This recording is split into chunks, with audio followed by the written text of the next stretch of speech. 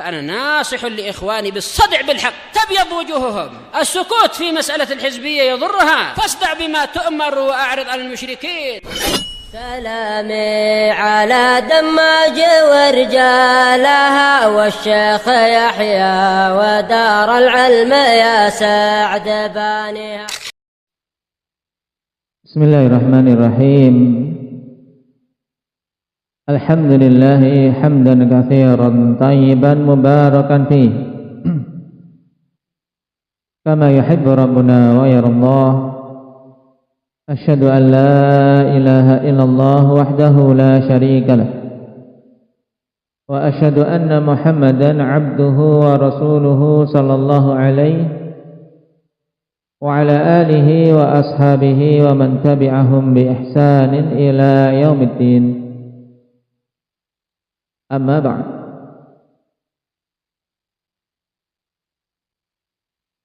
Pertemuan yang lalu kita membahas hadits yang ke-18 dari Ummul Mukminin Aisyah radhiyallahu anha tentang asal penciptaan 3 jenis makhluk. Makhluk yang pertama yaitu malaikat. Makhluk yang tercipta dari madah yang murni kebaikan. Ini menunjukkan akhwani fillah bahwasanya asal penciptaan ini juga memiliki pengaruh. Para ulama mengatakan malaikat tercipta dari nur, yang itu sesuatu yang murni padanya kebaikan, tidak ada keburukan padanya. Dan memang malaikat makhluk yang tidak ada keburukan sedikit pun pada mereka, karena mereka memang diciptakan tidak pernah bermaksiat, senantiasa taat kepada Allah Subhanahu wa taala. Adapun jenis yang kedua, siapa indang ya Khuzaimah? Para jin. Golongan jin tercipta dari apa?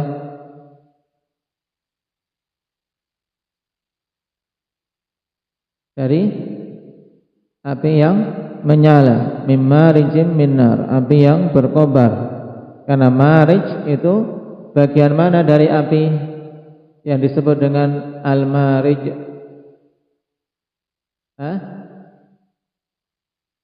Apa? Bagian api yang mana kalau marij itu? Gambarkan. Nah, yaitu bagian nyala lidah api itu yang atas, yang terkadang berwarna biru. Terkadang kalau kita lihat kayak apa? Nah, bergerak gitu. Itu yang dinamakan dengan al-marij. Sedangkan golongan yang ketiga siapa? Zakaria. Dari 3 hadis, dari hadis ini yang pertama malaikat, yang kedua jin, yang ketiga Nabi Adam, tercipta dari apa? Dari tanah. Baik. Yang beliau adalah bapak kita semua. Nah, berarti kita semuanya berasal dari tanah dan juga akan kembali ke tanah. Setelah kita lewati dulu bahwasanya pada penciptaan Adam, Allah mengambil ya dari inti jenis-jenis tanah di muka bumi, sehingga kadar anak Adam setelahnya sesuai dengan kadar tanah-tanah tersebut, yang hitam, ada yang merah, ada yang bagus, ada yang buruk. Sifat masing-masingnya berbeda-beda.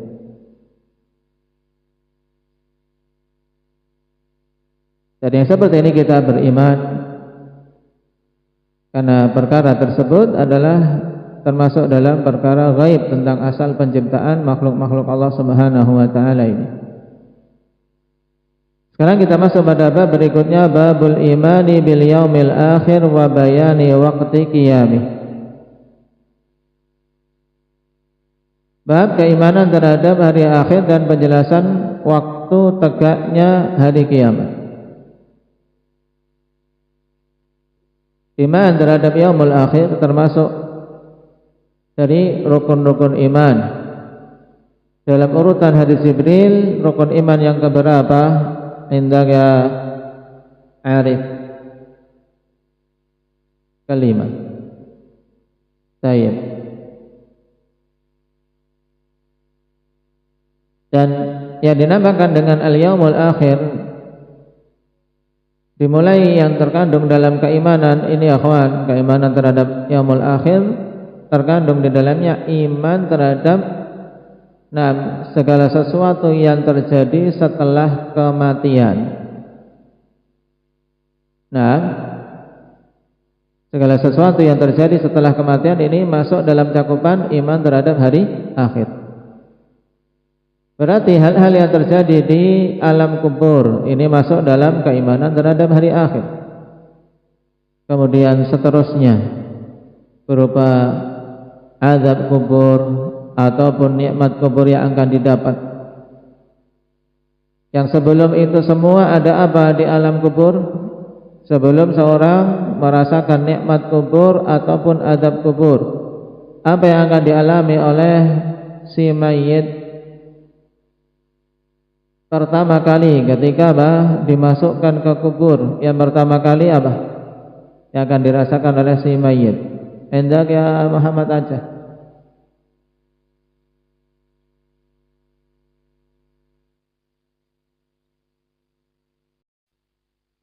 Belum pernah. Ya, kita masih hidup. Apa? Pertanyaan, sebelum pertanyaan. Apa Abdurrahman Munaf?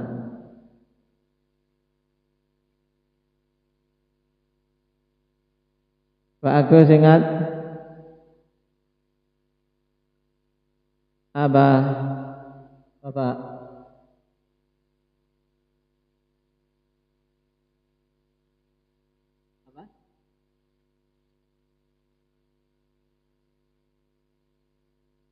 Bukan itu yang dimaksud.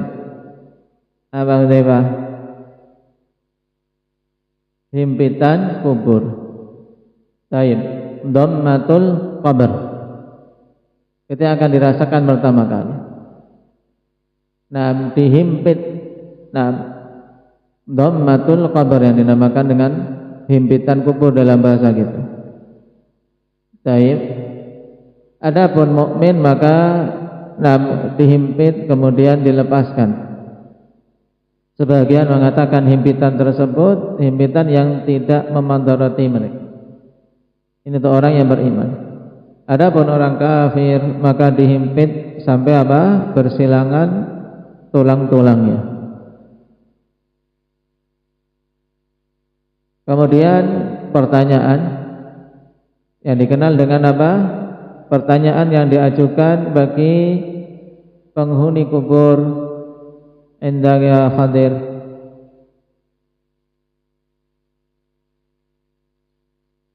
Soal dari malaikat untuk si mayit. Namanya apa ini? Fitnatul qabr. Taib, ujian di alam kubur. Fitnatul qabr. Apa yang ditanyakan pada fitnatul qabr? Indaka Abdullah, man rabbuk wa ma dinuk wa man nabiyyuk. Siapa Rabbmu, apa agamamu, dan siapa nabimu. Taib. Ketika seorang mukmin menjawabnya dengan benar, maka apa? Itu pertanda kebaikan yang akan dia dapat, sehingga kenikmatan kubur akan dia rasakan. Sedangkan kafir atau munafik, maka dia tidak akan mampu untuk menjawabnya, dan setelahnya akan mendapatkan azab kubur sampai tegaknya hari kiamat. Baik.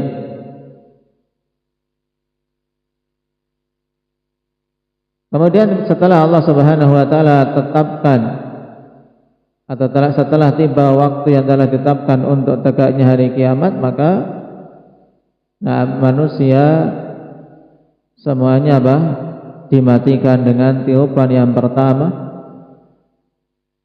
oleh malaikat siapa? Indah ya Aba Mujahid. Malaikat yang meniup sur, meniup sangkakala, Israfil. Dan beliau semenjak dahulu Nabi sallallahu alaihi wasallam telah mengkhabarkan beliau sudah siap siaga. Ya, sur tersebut, sangkakala tersebut atau istilah kita trompet tadi sudah Sudah siap siaga. Beliau siap siaga menerima perintah. Kapannya? Karena malaikat pun tidak tahu kapannya.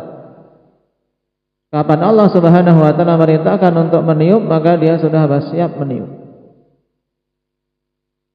Dengan berapa kali tiupan malaikat Israfil akan meniup sangkakala tersebut, Jabir? 2 kali tiupan menurut pendapat yang rajih. Tiupan pertama tiupan apa?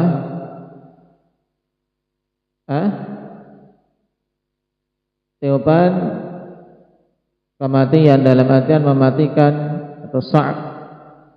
Ketika ditiup yang pertama ini semuanya Semuanya mati. Kemudian setelah itu dalam jangka waktu yang telah ditentukan oleh Allah Subhanahu wa taala ditiup lagi tiupan yang kedua, sehingga mereka itu qiyamu yang zurun, mereka berdiri melihat. Baik. Nah, setelah tegak hari kiamat, semua mayat-mayat dibangkitkan, berkumpul menghadap Allah Subhanahu wa taala di padang mahsyar, dan terus fase demi fase di hari kiamat tersebut akan dilalui, ya kawan. Menunggu berdiri dalam jangka waktu yang panjang. Berdiri. Matahari didekatkan dengan kadar 1 mil. Masing-masing merasakan panas sesuai kadar amalannya. Keringat yang keluar juga sesuai dengan kadar amalan dan dosanya. Ada yang sampai telapak kaki, ada yang sampai mata kaki, ada yang sampai betis, ada yang sampai tenggelam dengan keringat. Berat sekali waktu tersebut karena lamanya. Fi yaumin kana miqdaruhu 50 alf sanah, pada satu hari yang kadarnya 50 alf sanah, 50.000 tahun. Sehari kadarnya 50.000 tahun berdiri, ya kawan. Kita berdiri seharian saja 6 jam atau 12 jam itu sudah payah. Padahal berdiri saja di tempat yang teduh, apalagi berdiri di tempat yang panas, dan kita mataharinya masih jaraknya bermil-mil di atas kepala kita. Dan di masa itu, di waktu tersebut, matahari didekatkan 1 mil di atas kepala-kepala manusia, wal'iyadu billah.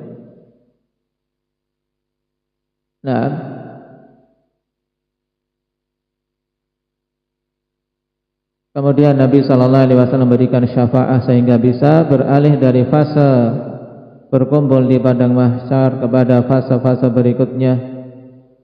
Berupa hisab, berupa penimbangan amalan, sampai pada melewati sirat dan berakhir dengan surga dan neraka. Baik, ini ringkasan tentang hal-hal yang wajib diimani terkait hari akhir. Dinamakan yaumul akhir karena itu akhir dari apa? Dari kehidupan yang fana. Karena setelah itu adalah apa? Kehidupan yang abadi.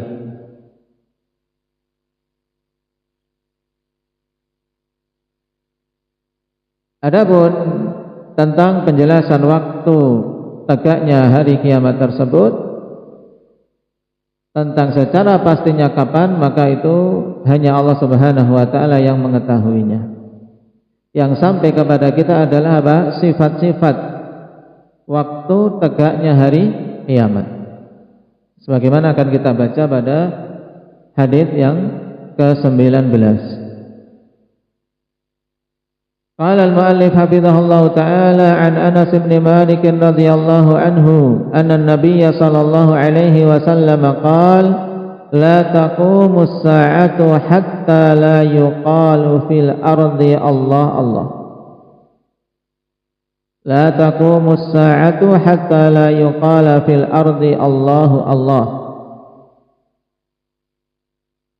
Hadis rawahu Muslim. Dari Anas bin Malik radhiyallahu anhu, pembantu Rasulullah sallallahu alaihi wasallam yang diserahkan oleh ibu beliau. Siapa nama ibunya? Indah ya, syukran. Siapa ibu Anas bin Malik? Seorang wanita yang utama, yang menginginkan keutamaan bagi putranya, sehingga beliau serahkan Anas bin Malik semenjak kecil untuk melayani Rasulullah sallallahu alaihi wasallam. Dan ini yang pemikiran luar biasa dari seorang ibu. Nah, karena dia tahu dengan melayani Nabi sallallahu alaihi wasallam dia akan banyak mendapatkan ilmu,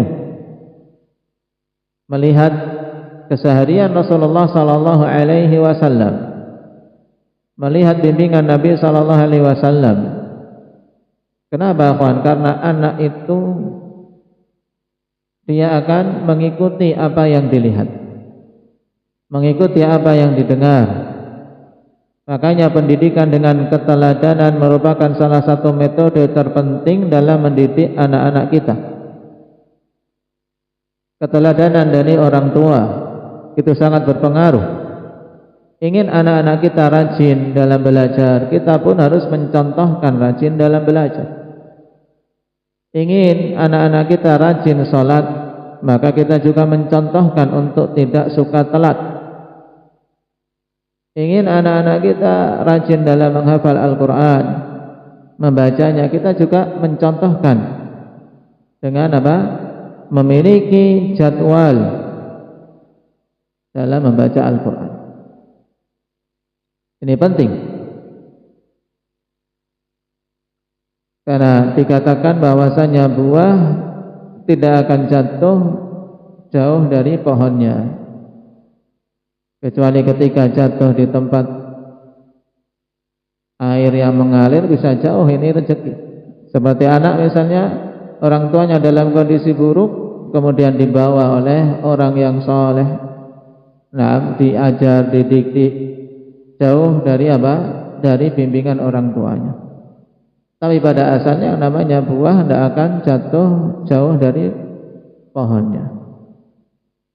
Bagaimana juga sifat anak tidak akan jauh dari sifat orang tua, sebagaimana hasil dari keteladanan keduanya. Maka penting ma'syaral muslimin untuk kita berusaha menjadi teladan bagi anak-anak kita.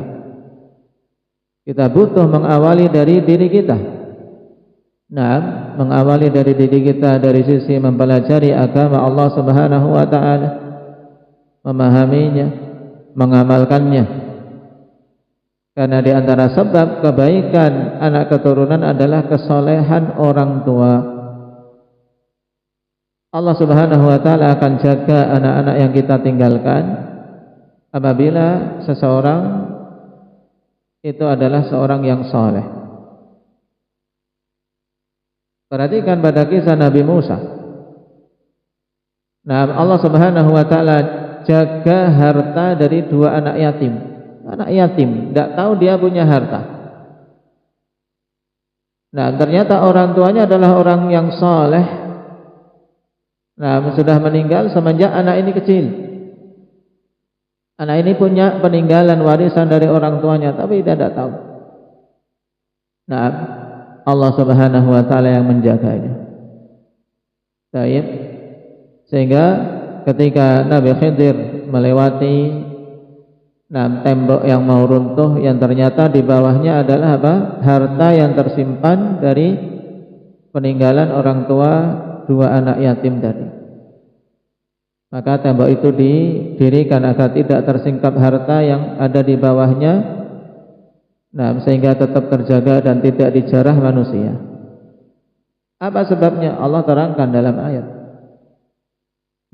Wa ammal jidaru fakana li ghulamaini yatimaini fil madinah wa kana tahtahu kanzul lahumā wa kana abuhuma salihah fa arada rabbuka ay yablugha ashuddahuma wa yastakhrija kanzahuma rahmatan min rabbik. Adapun tembok itu adalah milik 2 anak yatim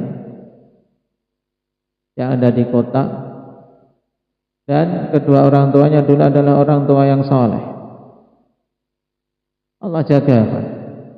Maka jangan khawatir tentang orang-orang yang kita tinggal selama seseorang telah mewujudkan kesolehan.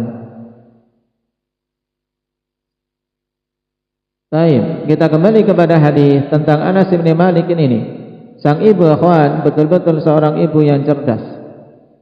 Beliau menitipkan Anas bin Malik kepada Nabi sallallahu alaihi wasallam sehingga melayani Nabi 10 tahun. Ya, semenjak beliau awal hijrah ke Madinah. Anas bin Malik adalah apa? Al-Ansari. Ibunya siapa Syukran? Berlupa ini pertanyaan. Ummu Sulaim. Taib. Radhiyallahu anha. Sehingga dengan sebab melayani Nabi sallallahu alaihi wasallam beliau masuk dalam deretan sahabat yang banyak meriwayatkan hadis Nabi sallallahu alaihi wasallam. Ilmun nafi'. Menyertai seorang alim ikhwan, padanya apa? Padanya keutamaan. Karena dengan sebab itu dia bisa mendengar ilmu yang disampaikan. Anna Nabiya sallallahu alaihi wasallam qala la taqumus sa'atu hatta la yuqala fil ardi Allahu Allah. Tidak akan tegak hari kiamat sampai tidak diucapkan lagi di muka bumi Allah Allah.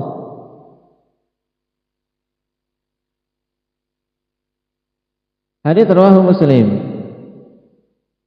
Rasulullah mengatakan la taqumus sa'ah. As-sa'ah adalah nama lain dari yaumul qiyamah. Yaumul qiyamah dinamakan dengan as-sa'ah karena kejadiannya begitu cepat. Sekejap semua jagat raya hancur. Dengan satu tiupan saja. Satu tiupan sangkakala yang ditiup oleh malaikat Israfil, semua jagat raya ini hancur. As-sa'ah. Karena cepatnya peristiwa tersebut. La taqumus sa'ah, tidak akan tegak hari kiamat sampai tidak diucapkan lagi di muka bumi Allah Allah. Tidak ada lagi orang yang apa? Yang berdoa memohon kepada Allah, tidak ada yang mengakui bahwasanya Allah itu Rabbnya.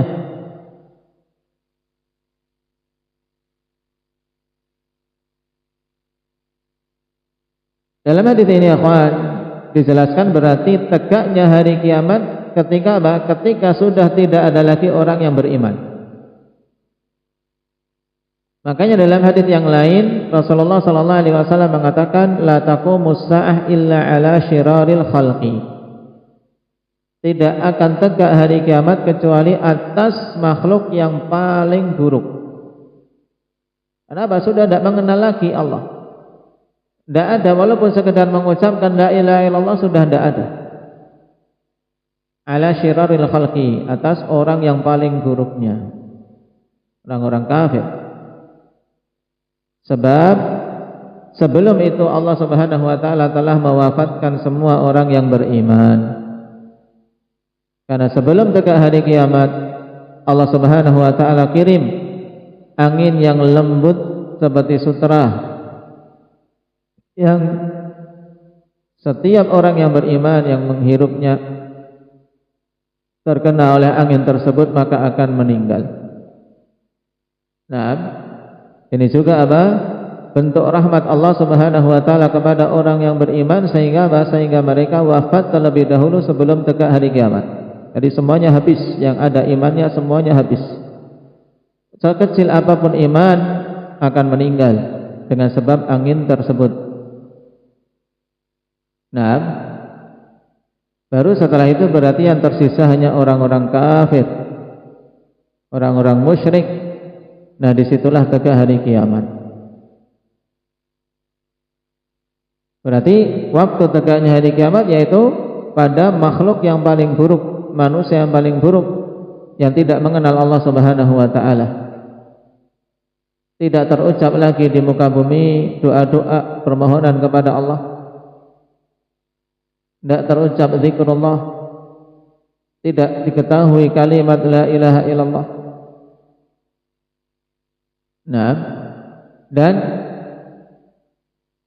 hari tegaknya tersebut Rasulullah sallallahu alaihi wasallam pada hari yang lain juga menjelaskan bahwasanya itu fi yaumil Jumu'ah, pada hari Jumat.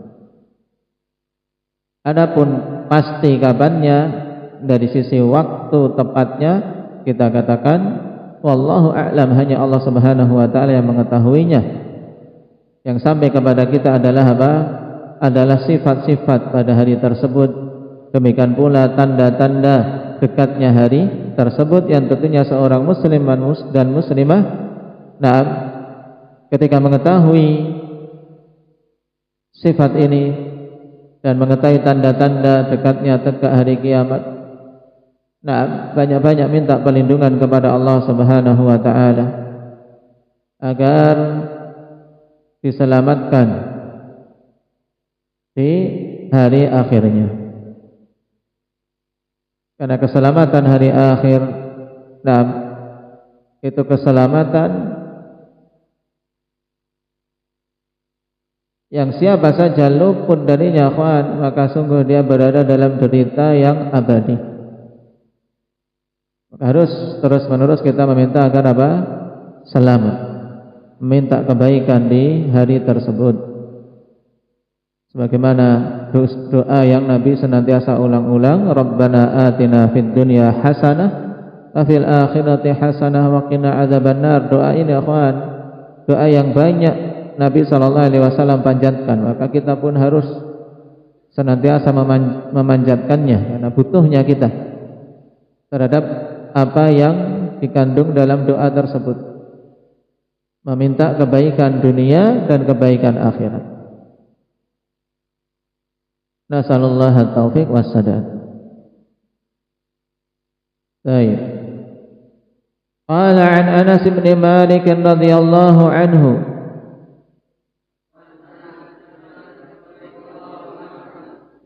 anna an-nabiy sallallahu alaihi wasallam qala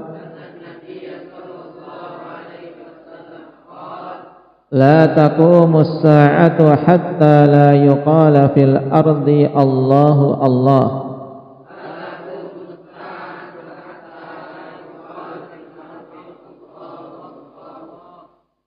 Kita putus berarti la taqumus sa'atu hatta la yuqala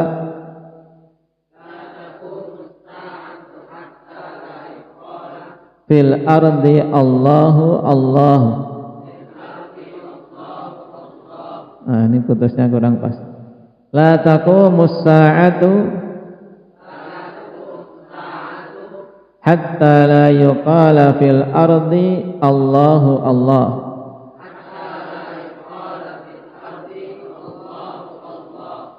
Sudah hafal ya karya?